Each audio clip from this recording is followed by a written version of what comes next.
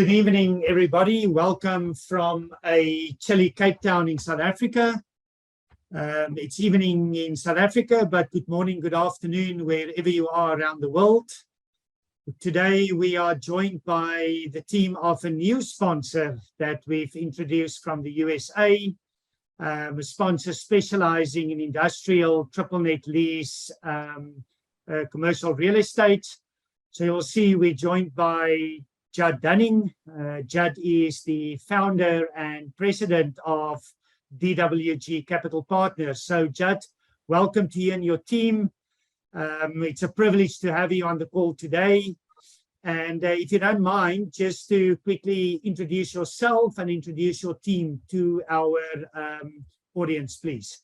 Well, the privilege is ours, and thank you. And hello to everyone in our different time zones in this new world. And thank you, Lee, and thank you, Riaan. It's a pleasure to be here with Global Wealth Group. So my name is Judd Dunning. I'm a 20-year real estate veteran, third-generational American real estate family throughout the East Coast, Havana. We've been in the business for a very long time. I came in about 20 years ago from film production, and I'll give you a quick background on me. I was at Keller Williams Commercial when Starbucks integrated them. I moved on to Sperry Van Ness. I went to the top 5 international company, Newmark Knight Frank, now Newmark, where I was Rookie of the Year. We were just nominated for the Best Realtor, Top Commercial Real Estate Executive in Los Angeles, and we just won the Community Deal Award for a $165 million deal of the sale of Sony Studios. And we did about $700 million in volume in the last 18 months. That's my DWG Capital Group. And then we have DWG Capital Partners, which is my later phase. I turned 50. I gave myself a 50% raise. In the last 5 years, we built a great company, DWG Capital Partners, where instead of making institutions and banks wealthier and advising and working with them as partners, we now do it with individual investors. So we have a real passion for it. We get to bring all these years of experience. And behind me, we do industrial sale-leasebacks, industrial add value, and we may do some residential in time with the changing economy. But we're a very seasoned team, and it's an honor and pleasure to meet everyone here and to be here and be selected as one of your sponsors as we grow our company. And with me on the screen here, I'll just go through who I can see here. So I'll start with Robert. Robert is our CFO. He holds multiple degrees, international tax law, just a very intelligent man. You'll see that a lot of our cost segregation is done by Robert in great specificity, the way he manages our entities. We get to take his years of his large tax office. So he works exclusively with us on all of our accounting, all of our distributions, our cost segregation. And then right on the other side of my second right-hand man, there's Dugan Kelly. Dugan Kelly is a regarded counsel in our space for particularly doing these types of partnerships and works throughout the United States. So I've met him through a lot of other sponsors. He had a wonderful reputation, and it's an honor to have him. And he really, not only that, he advises on risk and long-term planning and has done a fantastic job on our entities formation, our investments. So Dugan's whole team of about 7, 8, 9, 10, I think 18 people, or how big you're getting, come along for every one of our packages.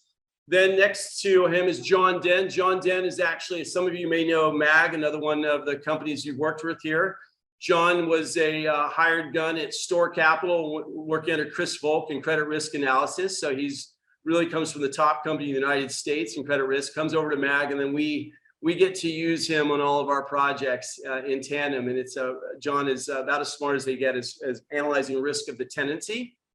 And then next to that, we have Serge, and Serge works remote for us for the Ukraine, and we'd have him in the office if he lived locally. He works on all of our projects. Very talented analyst, so he looks through every scenario. When we work on a deal, we run multiple plans because we're always looking at coverage, safety, and security as well as yield. So Serge has a great mind as a CFA, a certified accountant where he's at. And he works for a lot of different funds on their boards for developers throughout the United States. So he's pretty much full-time on everything that we do now on both sides of our companies. Emily is our assistant in operations and IR executive. and keeps everything running here and humming. And we've got some new people coming along for the ride from there. So that's our collective DWG Capital team, and it's an honor to be here. Thank you. Thank you, Judd. And I mean, talk about dedication. Sergey is joining us from the Ukraine. So we had a discussion the last time. So yeah, we're especially privileged to have you here tonight. So for our audience or our participants who don't know me, Riaan van der Vyver, I'm Group CIO at the Global Wealth Group. And tonight we're bringing you the new deal by DWG Capital Partners called M. Roberts Media. M. Roberts Media is a leading East Texas newspaper and media provider, and also a diversified media and marketing solution company. So, Judd, if I can ask you if you can share maybe the offering memorandum on screen, but just to start off with, if you can just give us an overview of the MRM property, please, if you don't mind. Great. So can you see it on the screen? Is it fully present? No, it's not. We see Don't Miss Out and a fancy background. Not there you are. Thank you. So Okay, if you can just take us through the property, the makeup of the property, and so on, please. Great. Let me increase the size here a little bit. Great. Okay, great. Judd, Well, sorry, before you just go, I just want to add something. So all to our participants, if you don't mind, to please post your questions in the Q&A box and not the chat box, and I will monitor it, and I will just post the questions to our guests as the webinar continues. So thank you very much. Great, thank you. So let's talk casually as new partners quickly, and then we'll get into high view. Why this deal? It's a great deal. You get a lot of Texas real estate in a thriving American state. It's industrial. It's a great asset class. There's a lot of growth going on in Texas. We've got a good solid tenant with a long history here. We were able to buy it through internal relationship. What's really exciting, I think, about this meeting we're having today is, I had heard about Global Wealth Group, and, it was attractive to us to also have a sector of what we're doing as we grow our company, which we're, planning to look at a couple hundred AUM over the next few years. So we have an inside relationship with Lee and Riaan here through a referral to sell down after the execution closing risk is the closing execution risk has already been mitigated. And, we've got a little meat on the bone here, as we say, and we're happy to pass it on to build relationships. So, and this is kind of a deal of yesteryear in America, because interest rates that were 3.79 are now 6.5. So you're going to see a lot more add value coming through the process, because we've got to create those yields. So even using more sophisticated strategies, instead of having that handicap, which everybody had was lower debt, which we're going to see go away for a little while. So welcome to the MRM project. So what's exciting about this is we got it off of another company that actually had done sale-leasebacks and had it in one pool of capital. And since they're now getting bigger and bigger on an institutional level, I was able to buy it privately. That's one of the advantages of me having the brokerage business in this business. And I've closed in 34 states. I'm across the United States. So I'm very comfortable navigating quickly to take advantage of opportunity. This particular site is around 124,000 square foot of real estate in Longview, Texas. So Longview, Tyler are over on the Shreveport side of Texas. In Texas, is broken into a few major markets. You've got the Dallas, Houston, Austin, San Antonio markets, and then you've got East Texas. So this is the dominant media tenant and commercial printing and digital printing and PR hub of this part of Texas on this side. The tenant in our building has won a series of awards for free speech, et cetera, for being established. And I'll talk more about the tenancy in a minute. But on a general level, you can see here, you've got a very nice sized 60,000 square foot industrial building in the middle of an area rather than a primary area, rather than a tertiary area. So really happy to own that piece of industrial in the middle of a city. We've got some developmental land in the back that is good for us in the future. We're not planning on doing anything with it right now, but it's nice because it always hedges exits for security. And then you've got an office building that they built in the 80s.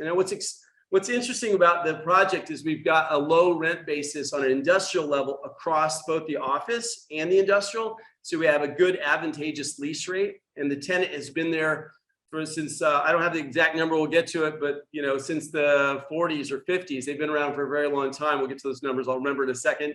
And it's a generational business that's doing, approximately $20 million a year that became our tenant. So you've got a nice project there. You've got a 16-year-long triple net lease. We've got excellent financing at 3.79. It's assumable, but we're not going to let other people assume it, which is attractive when we eventually exit the project.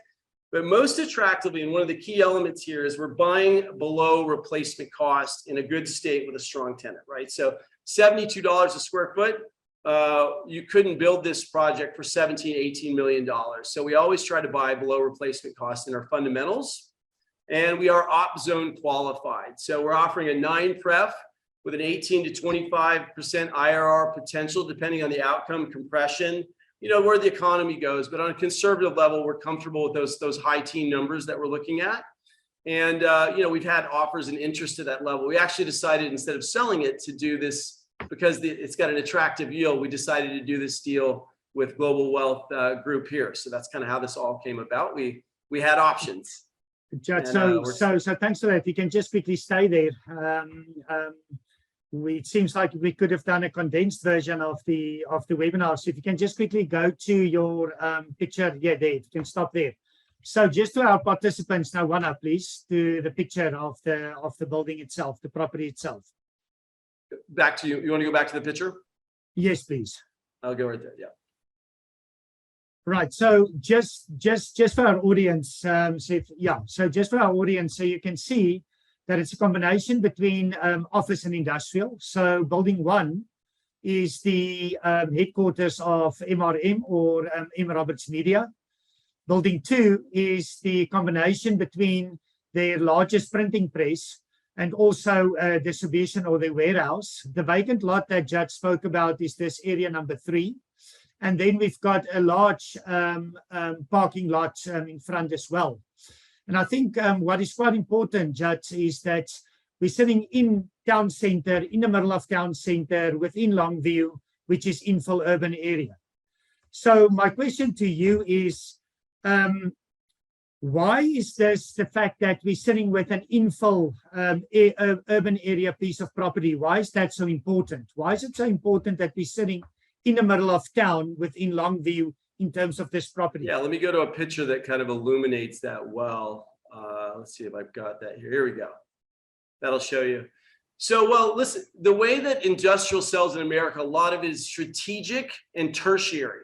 Because it doesn't matter whether it's an infill, you're going to get cheaper real estate outside of major metropolitan areas that are strategic to multiple levels of highways, access rail, rivers, et cetera.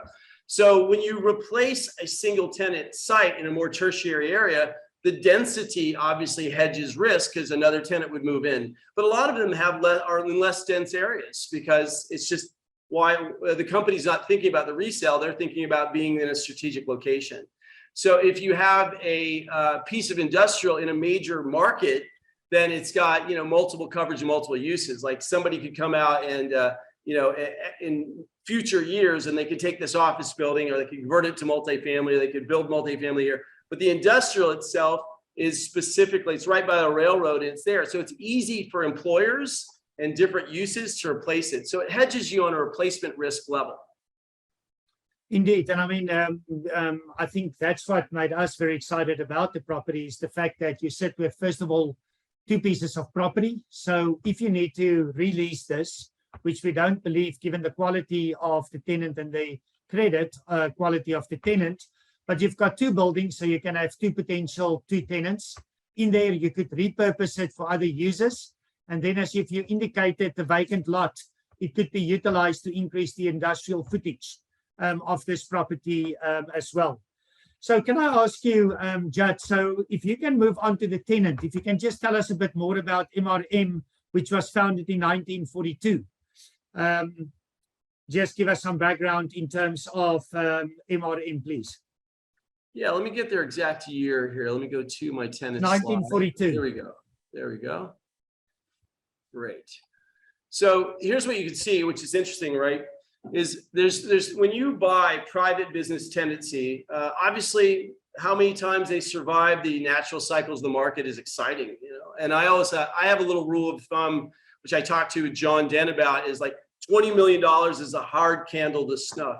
there's something exponential about hitting $20 million of sales. You can go through variations and sustain. So we love tenants that hit those numbers. We love PE credits, we love bigger ones, but once you have that consistency. So these guys acquired their first paper, the Victoria Advocate, in 1942. And then in 61, they expanded. And they've continued to be a force in there since 1942. So award-winning company, a family that really knows the entity. And what's interesting about the company is they've changed with the times and media. So you invest in media, you have to make the right decision in media. And that is that there's what they call digital resistance. The world is changing. A lot of people are looking at papers. Well, this particular tenant, MRM, which has commercial printing in there, a couple of their own papers. Let me see if I have that slide real quickly. Get to that slide for you where it has, here we go. So Judd, while you're looking, we had a question, have you considered the impact of a tenant who is printing? So our participants and potential investors could think, since MRM is a leading East Texas newspaper provider, that there's a risk in printed media. And I think you're addressing this, that they have started converting from printed media to online subscribers. It's far more than just a printed media or printed newspaper business. So if you can maybe just allude to that as well, please. Sure. And this is where John might come in. He did an amazing credit risk report. So I just want to say, when we buy a project, it's not just the deposit and the due diligence of the third parties. When you do this type of assets, you also do credit risk analysis, legal analysis with Dugan, and then Robert also does an accounting analysis of the books and double checks and sweeps the accounting, because everything has to be in place. So John did an amazing credit risk analysis on this. I'll jump over, then maybe I'll jump over to John for a second and jump back. So they within MRM, you have commercial printing, you have PR, you have papers, you have flyers. They do a lot for the churches, for the Catholic Church in this area. They dominate this area, but they also own all of these papers on a digital level. So those are digital assets. So it's like crypto coin in a way. Like you're owning not only a paper in the physical form, but you're owning the advertising base through the internet, and that has its own value and evidence. And that's why this lease encompasses not only the media company MRM, M. Roberts Media, but also something called Vabco. And Vabco is the sub entity by the same owners that's also on this lease. And in that, they hold a lot of their digital assets. So this legacy family who has low debt, high sales, and a long track record has two entities fully guaranteeing the lease, not only the physical plant, all the physical actions and those clienteles, but also the digital holding company is like a second entity under the first entity. So they're changing with the times, they're doing well. On that, I guess I could kick it over to John for a quick few moments, if that would be good, Riaan. Yeah, please, John. So if you can just maybe allude about the credit quality, of MRM, and also why you believe that in terms of their credit profile, that there's credit stability and potential credit enhancement. Sure. Yeah. So Judd kind of touched on it there in his overview, but looking at the long term, MRM has kind of maintained that $20 million plus range, and really, there's been some noise in the numbers when it comes down to margin, and a lot of that has to do with integration of several acquisitions that they made over the last several years. But really looking forward to the plan that they're trying to execute on. Like Judd said, they're aggregating these regional news operations, and by doing that, they can consolidate all of their printing into one site. They can take all of those their kind of regional reach that they're creating, and move their customers from strictly a print space or print advertising that is confined to the piece of paper that it's printed on. They can convert them over to the internet and utilize things like Google Ads and all these different things that can target advertisements to the specific users based off of their preferences. And so it all of a sudden expands their universe of advertisers, and can grow their overall revenue once they execute on the conversion from print to digital. So digital is first, and what we've seen over the last several years is many folks are going from strictly print paper to print and digital. And so they're not really losing any customers. They're converting them to also have a digital subscription. And then over time, I believe their preference is to kind of get rid of the printing piece and have everybody be on this digital platform. So you think about when if you want to know what's going on in your local town, you may not go to, Google or CNBC to find out what the football score was or your local high school sports teams are doing. But that's where these regional operators are. They want to know kind of the hyper-local goings-on in the community. And that's where they can capture that viewership and monetize that into a higher margin business. So, looking at the credit here, I think that long-term, they're going to be, 20 million plus. And I believe that they have a pretty significant upside from here as they kind of come out of the COVID lockdowns. Obviously, advertising took a little bit of a hit during that period, and they were still able to produce 20 million in EBITDA that year, 20 million in revenue, 1.1 million in EBITDA. So we kind of see that as the bottom tick for the direction that they're headed. John, thank you for that. And I think what is also quite important is that we're looking at a tenant with very low debt on balance sheet. Yes. And also quite important to our participants that if you look at the revenue, it's not only the 20 million and above, but if you look at the revenue to debt coverage, in other words, revenue to the debt on balance sheet, we're looking at a 1.82 times coverage. So in essence, revenue exceeds the debt liability by 82% or 1.82 times, which I think is quite important. Chad, and maybe just the significance of what you said. So it's not only that we have this solid operator, but we also have guarantees in terms of the lease. If you can just you quickly touched on it, but if you can just explain that further to our participants, please. Sure, you bet. I'll just put this up on the screen too. Something else to look at. Well, thank you, John. Well done. John really helped us. It was interesting in this company because what we have to unwind sometimes in these longer family-owned businesses, generational, is you have to go through, and with Robert is, doing the add backs and figuring out like how much was allocated to the family, because a couple generations of family, rely on this income stream that's done well in this area. And Stephen, the new operator after the senior father kind of walked on, I just want to say there's a gap between him and the next generation. And Stephen's about my age, he's young 50s. So, his plan is to just scale this company, make it as strong as possible. And then where do you go? Like, where do you go from there? Well, kind of the winning circle on this, and we're exiting a deal right now, is usually when their EBITDA gets strong enough, there'll be some kind of like sale into a private equity and someone will consolidate these companies. And as they get stronger and stronger, that's the add value component that's kind of out there. Credit enhancement can compress our cap rates. It can become a better company. So even though you're buying this existing property on a 9 and 18, we have this timeline, on the deal that we just we're exiting now, we bought somebody at like 7 million that got bought by PE at 37. They bought a bunch of other companies. And now we have $83 million covering a few $100,000 lease. And, the asset is selling and selling well in this current economy. So that's kind of the fun side of investing in American business and understanding the business. So the people you choose. So when we dug in under the hood here, we took a lot of the add backs to the company and just found, there's like strong and consistent revenue. And a lot of people really relying on this business. They have, hundreds of employees that come to this hub in this center.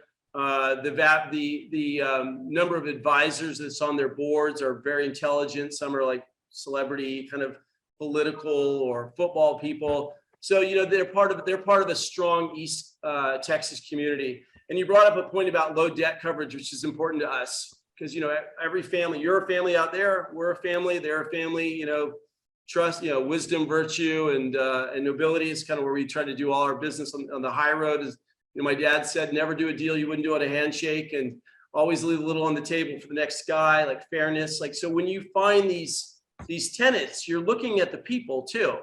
And they're award winners and they're hard workers. They've got a good infrastructure there. So we like all those elements about the company. So I think they're dynamic and they'll grow, and they're also like in tune with the changes that are going on here. And their intelligent purchasing of these digital assets is all good. So generally we feel good about them. We've met them personally, and we feel like they're going to capitalize the real estate again and again. And maybe, to chap that up, will end up having a nice credit enhancement at the end when they eventually exit, if we're still in the asset. Thanks for that, Judd. So also, when we did the due diligence on MRM, you've got two levels of guarantee, apart from the credit quality of MRM, in the sense that Vapco provided a guarantee, a corporate guarantee on the lease. And then Vapco also owns another entity who owns a ranch, where you've got, I think it's at 7,000 acres of ranch property that also serves as collateral or guarantee. If I may interrupt, like when I was explaining my passion for the company, I forgot about that. Thank you. I was going to pivot to that because that's where you were going. So the way it goes is you've got MRM, you've got Vapco, these two entities, and the family, lives off these two entities as well. And then below that, and this is what we like, says, as John said, they have a very low debt ratio. And they like being zero debt, and that's what they did with the former sale-leaseback, to clean up operations, expand their business. So they used it to put it into the business to eliminate risk. But in it is this sub-entity called Gordon Equities. And Dugan kind of worked to confirm this for us. There's no firewall on our guarantee from MRM, the main tenant, Vapco, the global tenant, and then Gordon Equities, which owns into that. And Gordon Equities has a 3,300 square foot ranch with a top value of $17 million in it, probably a burn value of $8 million. So when you're investing with us, what is securing the lease? So first of all, you got a business that's, kicking off a couple $1 million in EBITDA, put a 5X on that, that's $10 million. You've got real estate that's worth 17, that if we sold it vacant is probably worth close to what we're paying for it. Then you've got a secondary business that if you put a 3 or 4 EBITDA on this Vapco thing, you got a couple $1 million there. And then behind that, you have, we'd have to litigate all the way through the veil, but there's no firewall in the veil, which shows us that the family's just, straight up, honest, forthright people. They're not protecting their assets because they've held this thing for a long time. Excellent, Judd. Then if I can maybe just quickly go to Dugan. You've mentioned that from a legal due diligence perspective, you guys had a look through the ownership, of the ranch and so on.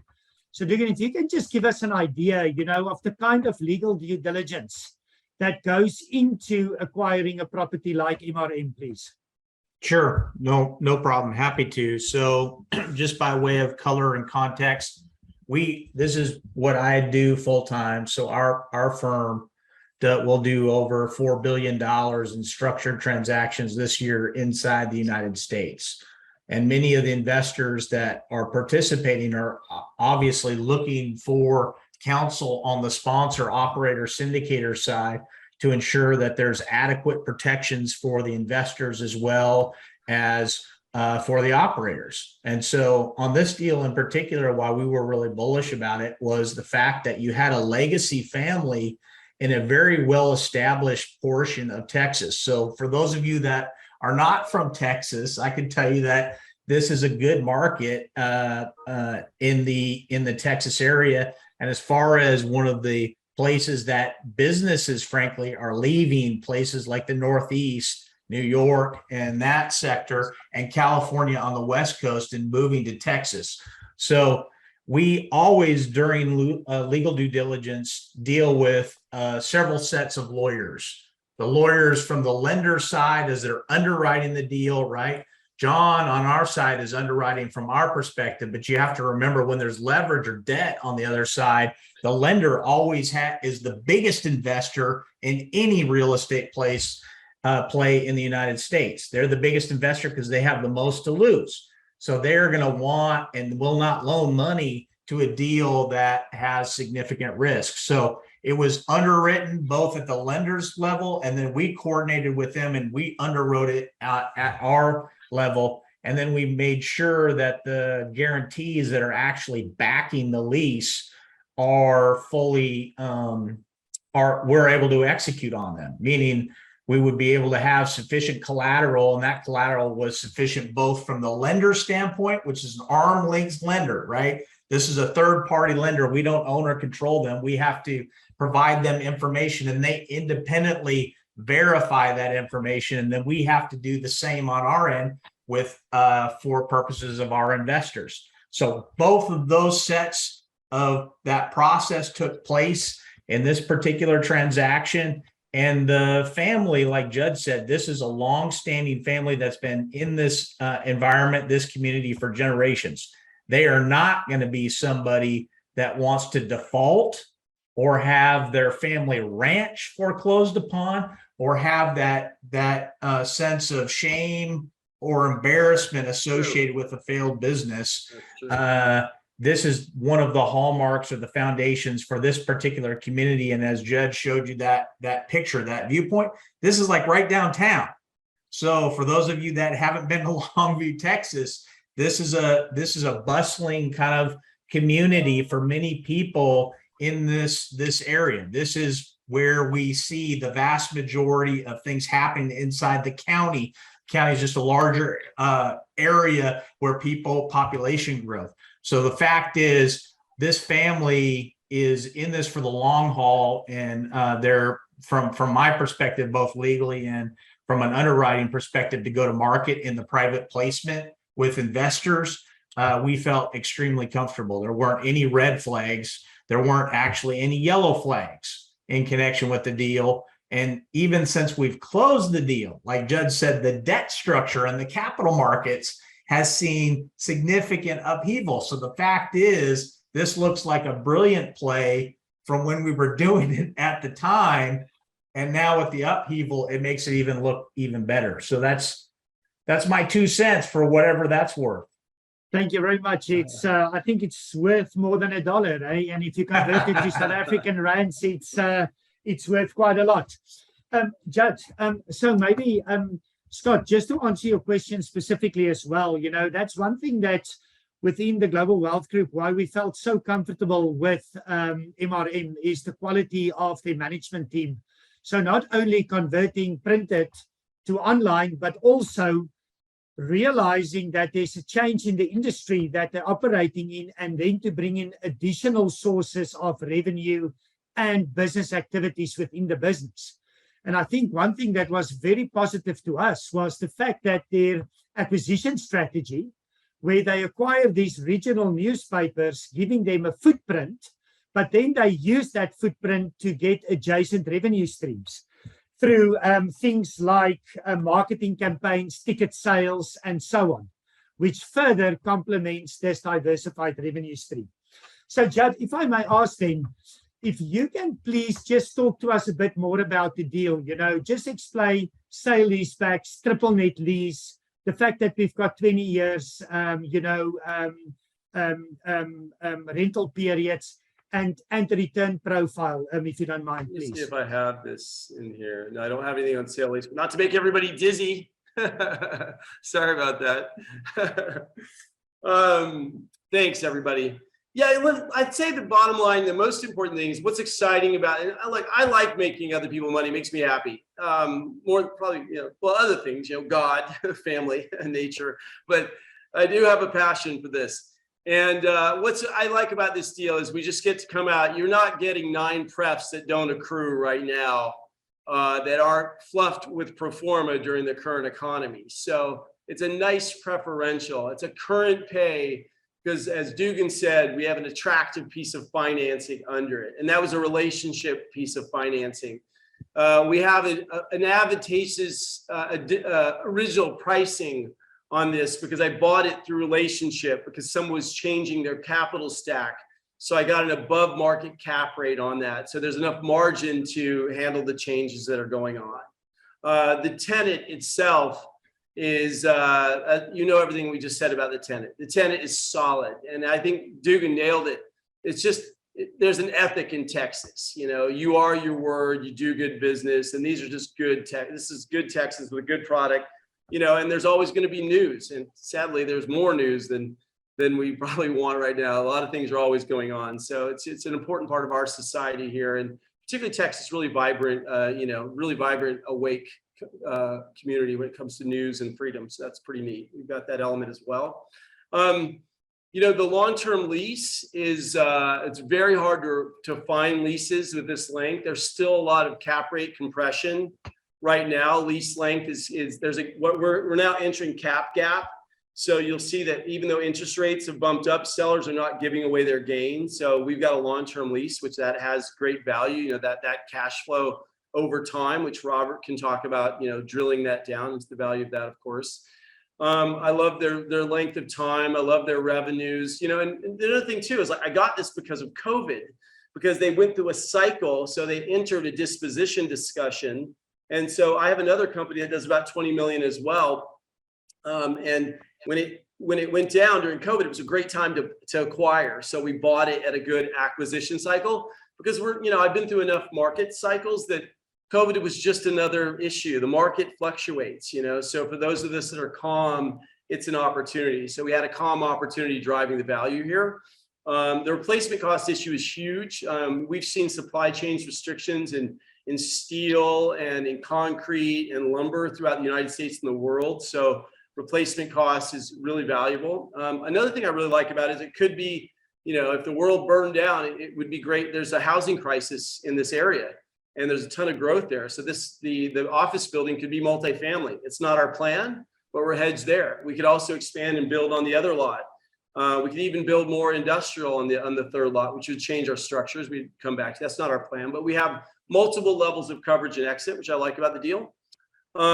It's what I really like about the deal too is, you know, Robert's really running the show. We're very clear on our structures. Our rent is very straightforward.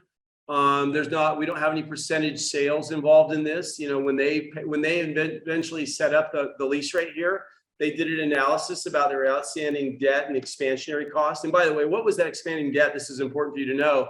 They acquired debt during the short term because they bought a bunch of newspapers. So it was expansionary growth that created the sale-leaseback, and then they sale-leaseback. So let's say that money was like 15% or something for business financing to buy all these papers. They came and they did the sale-leaseback at around an 8 level. So it was a wise decision for them. So it reflected good elements on that. And I'd say, you know, Texas, I just closed another deal in Austin about 3 or 4 days ago. We also own over by Houston. We're going to keep buying Texas. We believe in their economy. I think there's some political stability there that in its own state, you know, the state kind of has its own economy, which is good. It's strong for, you know, America right now, and sustaining business. So nothing really. Let's see. What's the downside? I think that's important. Like if we're going to be investor partners, what are the downside here? I guess if somehow this tenant left, what would happen? We'd have a period of time where we would bring in more capital. We would re-tenant the deal with an industrial tenant. We would re-tenant the office, or maybe a single tenant. We'd consider development. Fortunately, we've got good underlying real estate with multiple assets. So I think we're good. Excellent, Judd. So if I can just quickly just give some almost like headlines for our participants. So as Judd has said, the pre-cost or the pre-fee, pre-tax return on a preferred return basis is 9% per annum, going up by 0.25% per annum. We're looking at a targeted IRR of between 18 to 23%. In other words, total return between 18 to 23%. And we're looking at a targeted exit period of around 3 years, 3 to 4 years.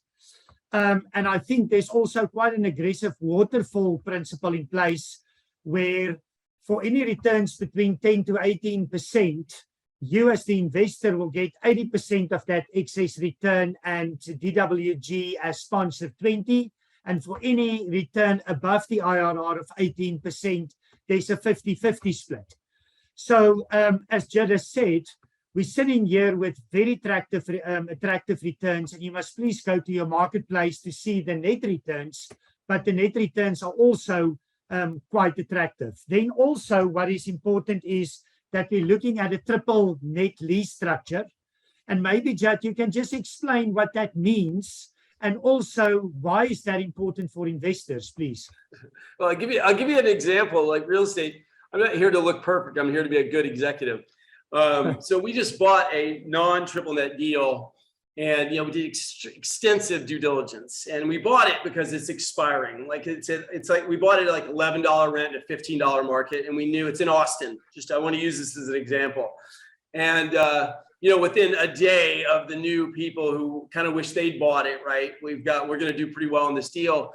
There was a flood, and then there was a sewer crack, and and I'm paying for it immediately because I want good tenant relations. And also it got us into an immediate conversation if we were going to restructure with a tenant, which was positive for us, right? MRM, none of that. So MRM, you just got, a triple net lease, absolute, which is NNNN, which means anything goes on with the building, the structure, all the expenses, all the power. There's nothing, we call it in America, we call it a mailbox popper, which I'm sure you're familiar with, which means we get the check, Robert hastily gets the phone call from me. I'm like, we got it early, pay early, because we like to pay early. And we just send it out to you guys. So it's passive. Now, where's all the hard work on this? For months before this, we went out there and did third-party reports on the environmental, on the property, PCA reports. We looked at everything because we wanted to make sure the tenant wasn't masking anything, and the building was in great repair.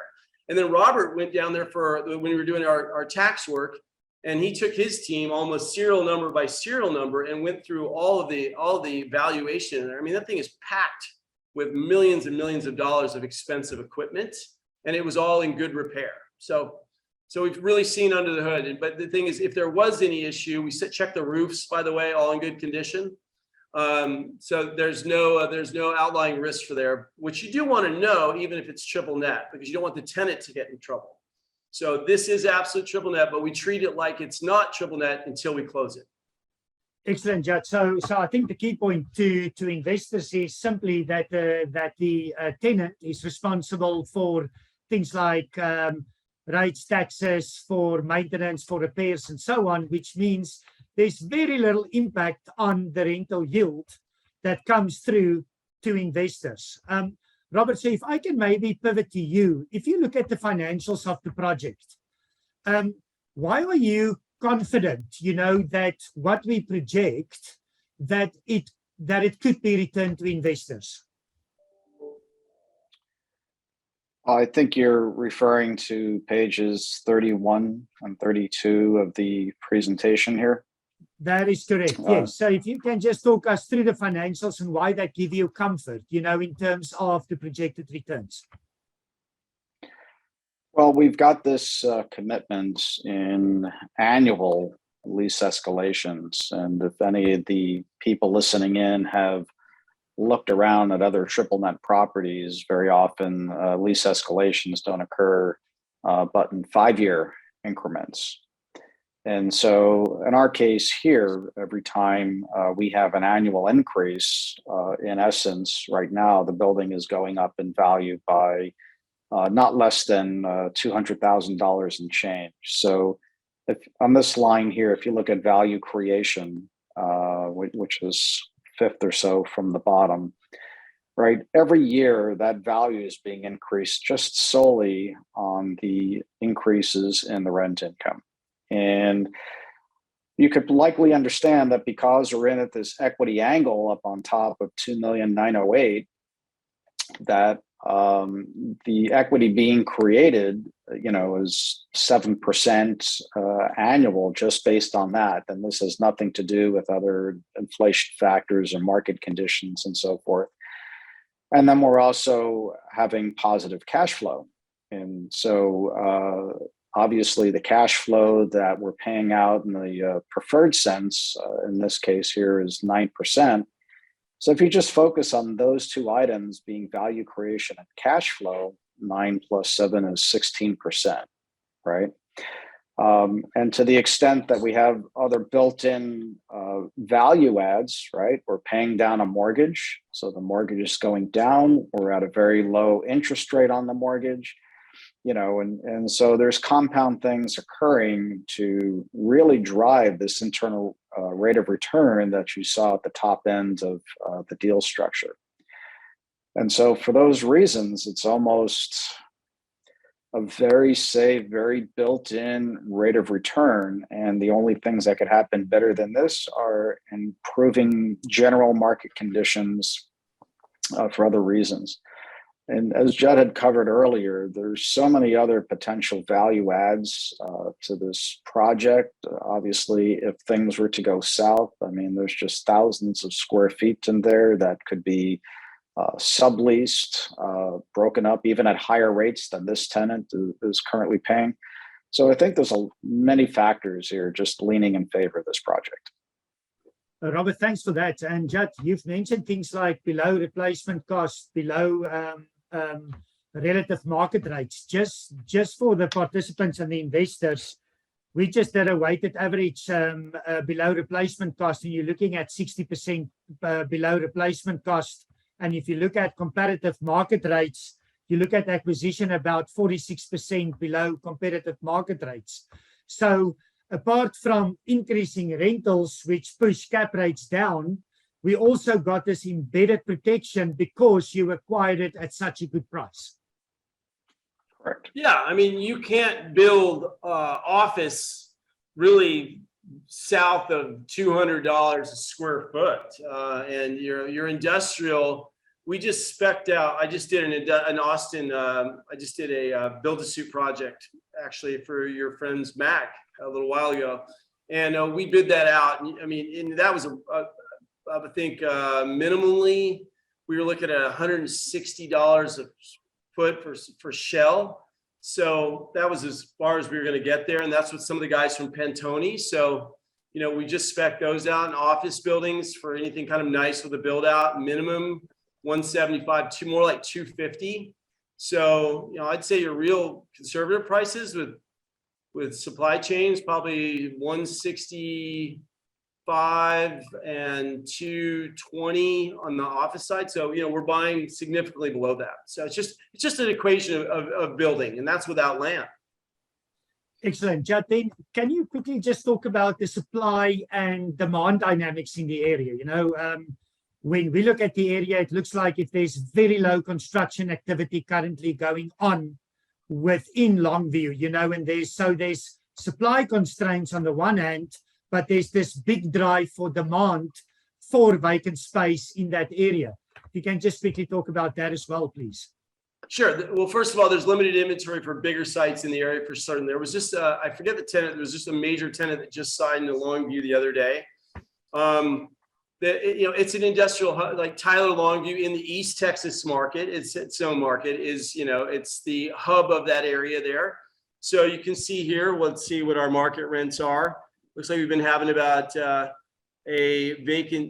square feet has gone down. The availability rate is at 6.7.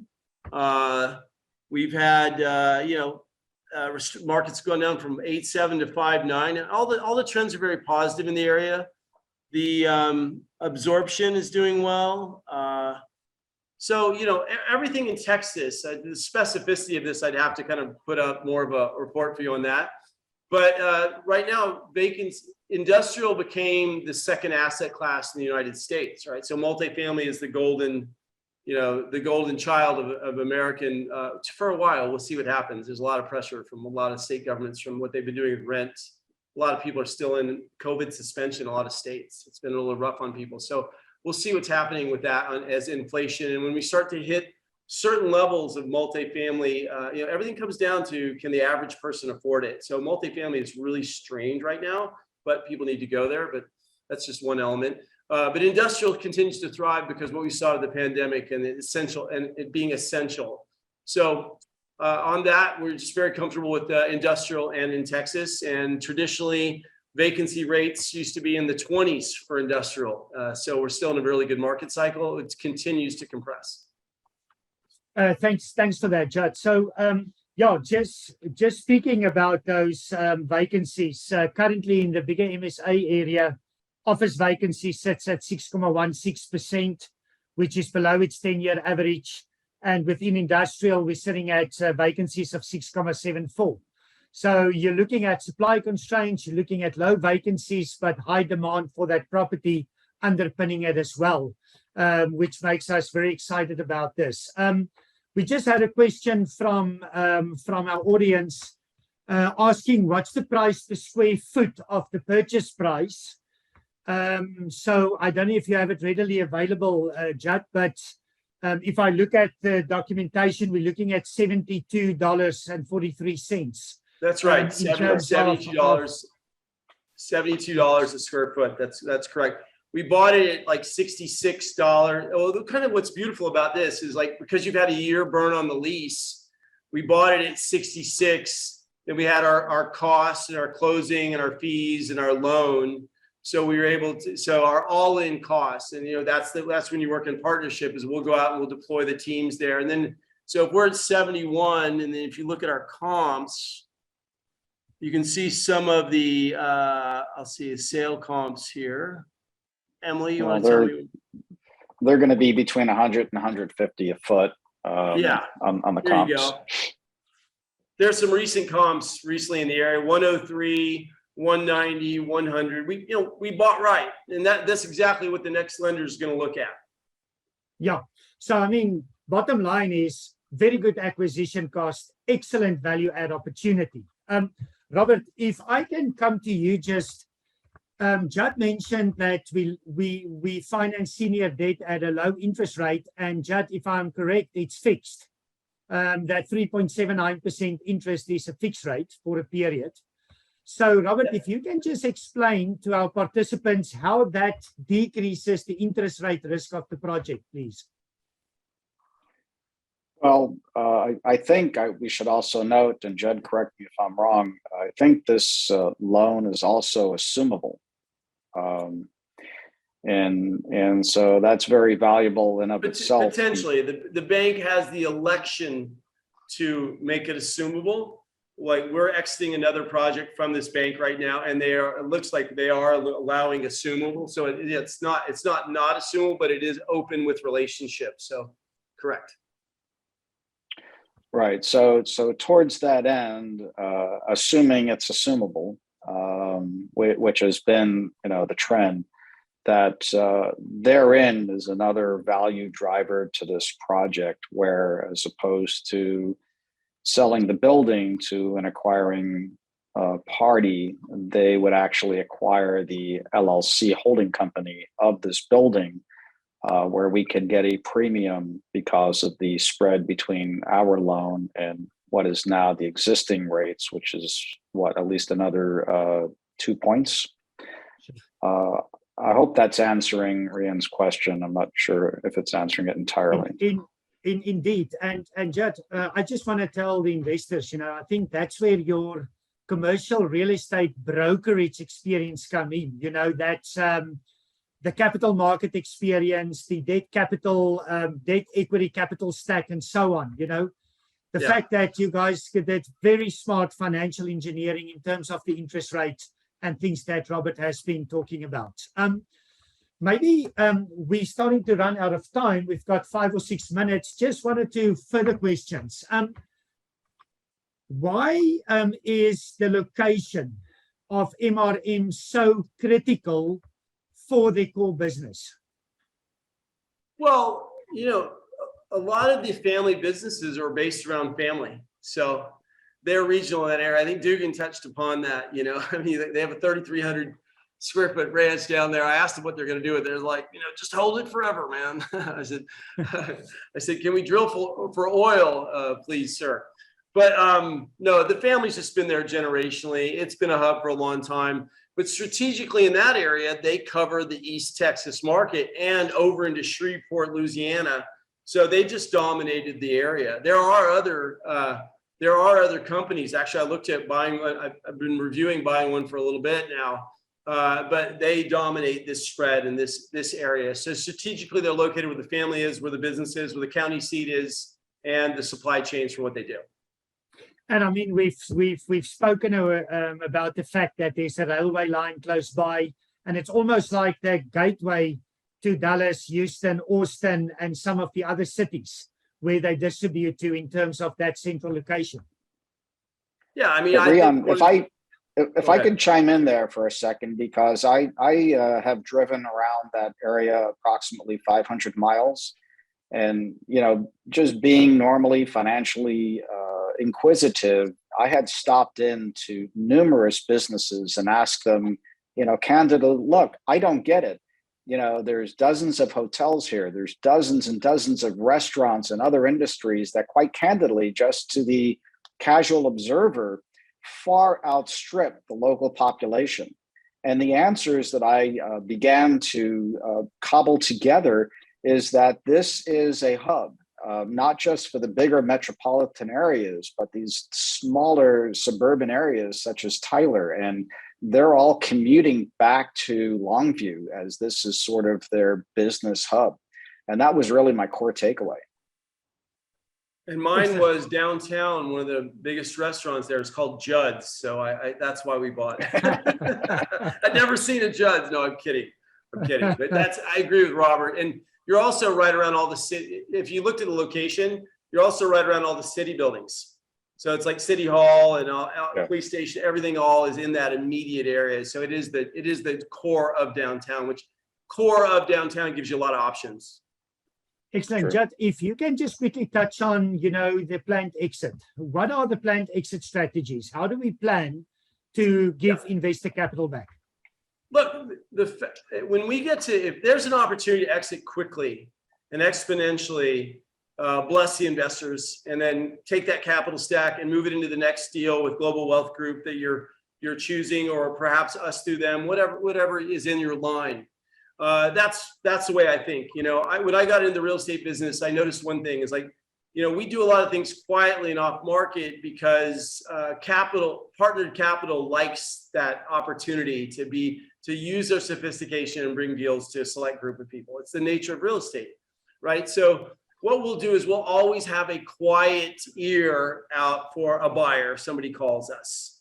And that's what's happening on one of our deals now. So as a seasoned broker, there's off market, there's free market, there's on market. There's three elements when you sell that take advantage of the human nature to buy, acquire, and to have privity, or that's not the best word, to control the asset so you can go to your partner and say, I've got this asset, and create partnerships. So we take advantage of that. I will always be in kind of a pre-market period, an off-market, a pre-market on. Like as my dad said, jokingly said, everything's for sale, son, even you. And so that was just the real estate family, right?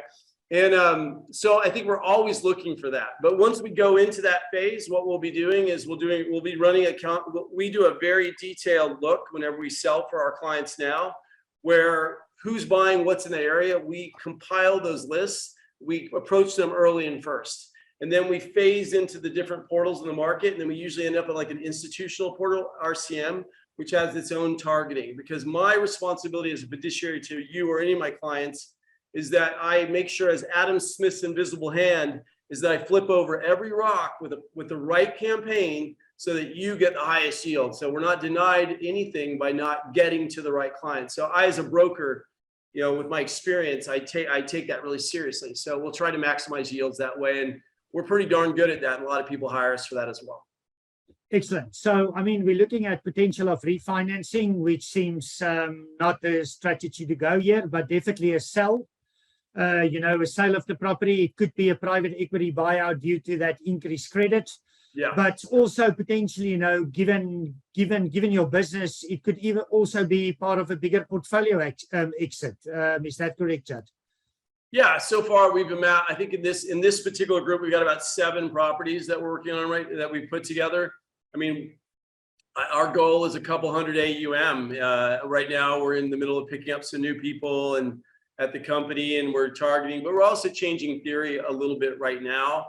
We're going to do a mixture of some add value industrial as well. But there's going to be some great opportunities. So we're out to grow as quickly as possible. And portfolio sales will tend to give you you can get an extra 50 to 100 basis points in spread.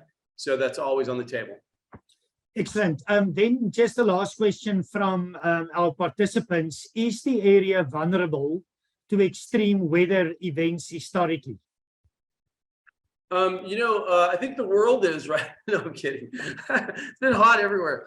No, Texas doesn't. Dugan probably talk this better than I can, but Texas doesn't get, it's southern. So This year, there was an aberrant cold snap, which I think woke up the state to some infrastructure issues, which it seems like they're a very proactive state. They're aggressive, but you're not going to have heavy snow. We don't have a lot of flooding in this area. There's not a lot of hurricane or tornado activity in this area. Dugan? Yeah, it's like Judd said. So I moved from Southern California about 10 years ago. So I lived in Santa Barbara, California, which is outside of Los Angeles for a long time. We had more adverse weather activity in Santa Barbara, California, from mudslides to nor'easters or El Nino type weather events than we do in Texas. The only thing you have in Texas is heat. So if you like it hot, which most Texans do, it's in their blood. That's the only type of weather you have to deal with, is being hot. And it's almost like as hot as the property, isn't it? So There you go. There you go. Nice tie. So just in closure there from my side, as we've said, that the MRM deal is available. It is open for investment on the various digital marketplaces. And just in summary, we're sitting with a very solid tenant, established in 1942, very good revenue streams, low debt structures. Current rentals is about 41% below comparative market rates. We're sitting with a 2% increase in rentals per annum, as Robert has said. Due to a very good acquisition, there's a solid underpin for capital growth. Very important, we're looking at a shorter deal period. We're also looking at monthly distributions of income. So very good, solid, fundamental deal with a high probability of giving above market returns. So Judd, to you and your team, we would just like to thank you. Thanks for the interactiveness. Thanks for just confirming the solid team we have here and a deep, deep understanding of the real estate market. So thank you to you and your team. And we're looking forward to a mutually beneficial relationship between us, you, and our investors. Oh, thank you so much. And thanks to my team for jumping in today and taking the time. And thank you at Global Wealth Group for everything you're doing there. And, we're honored. We'll, we get excited about deals. So we look forward to the creativity and prosperity ahead.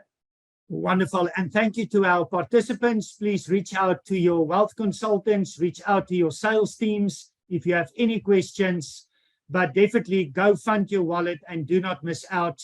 The deal has been on the marketplace for a week. We're already 20% there in terms of the capital raise. So we will be fully subscribed very soon. So thank you to everybody and have a good evening, a good day, a good afternoon.